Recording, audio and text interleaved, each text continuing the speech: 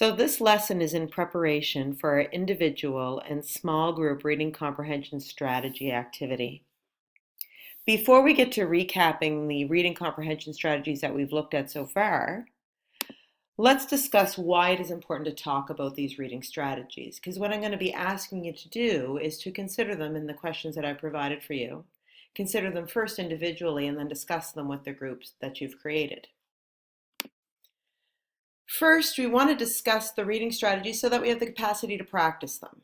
So the more that we practice these individual reading strategies, the more that we are able to improve the way we think about our reading and also the way in which we think about thinking about reading.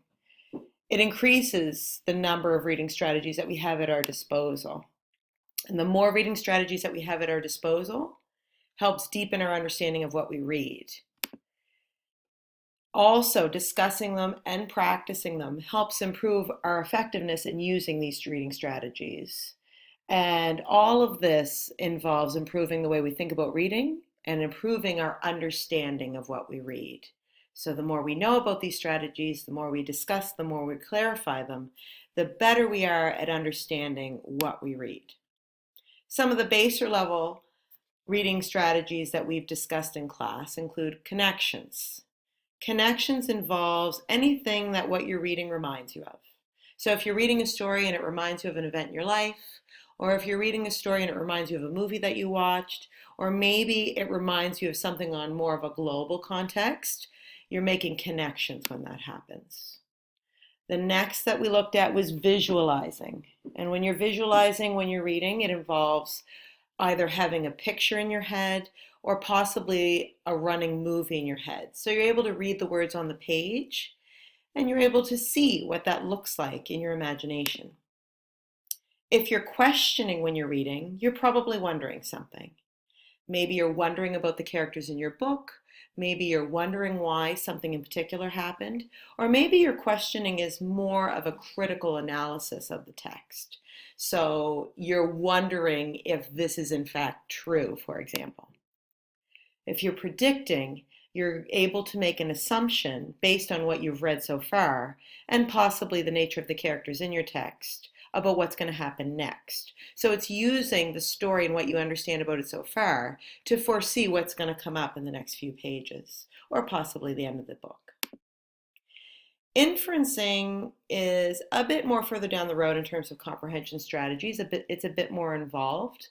It's your capacity to read between the lines and make assumptions about what you're reading.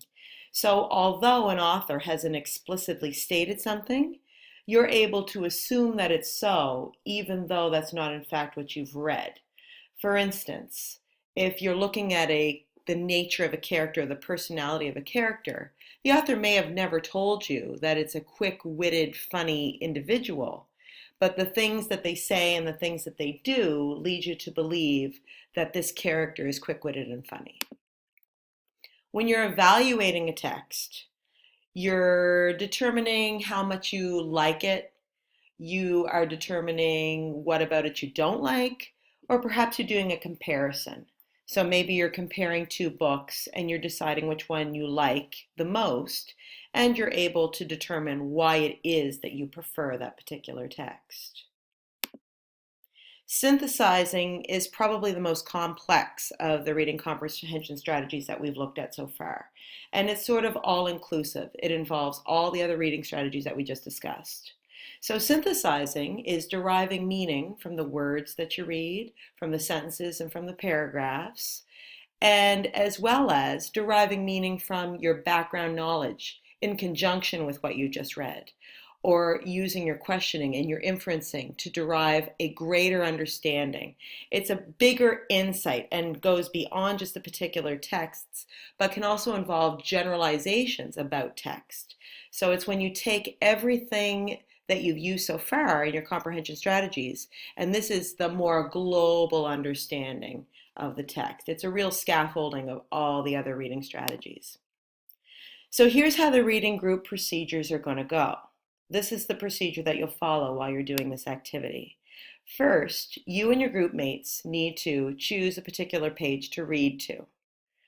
After you've done that, you read to the particular page, and then first, after you've read it individually, you're going to answer the comprehension question I provided for you individually. So take some time to think about what that answer looks like for you. For instance, the first question is a connection. So after you've read the first chunk of the book, I want you to decide what connection can you make to any part of that first chunk of the book, and be involved. Um, make it a thorough response. Really be detailed in your response. After all the members of your group are done with reading that first portion of the book, as well as answering the initial question by themselves, you're going to meet with your group to discuss your answers. So each member of your group is going to have an opportunity to share the response that they created for the first question that we had for our comprehension questions. After you've heard all the responses within your group, you need to think of questions that you can ask one another regarding those responses. So it won't just be everybody sitting around providing one answer and then you stop. Throughout that process, it should be more of a discussion. So when somebody says something that you wonder something about, I want you to ask the other student the question that you have, or perhaps you require clarification about their answer, or perhaps there's something that you don't agree with and you want to clarify that. So this should really end up being an involved discussion that begins with connections and perhaps broadens. Make sure you ask questions that you have, and make sure that you request clarification when it's needed. So beyond this point, we're going to get started with this process, and we'll check in from time to time to see how it's going.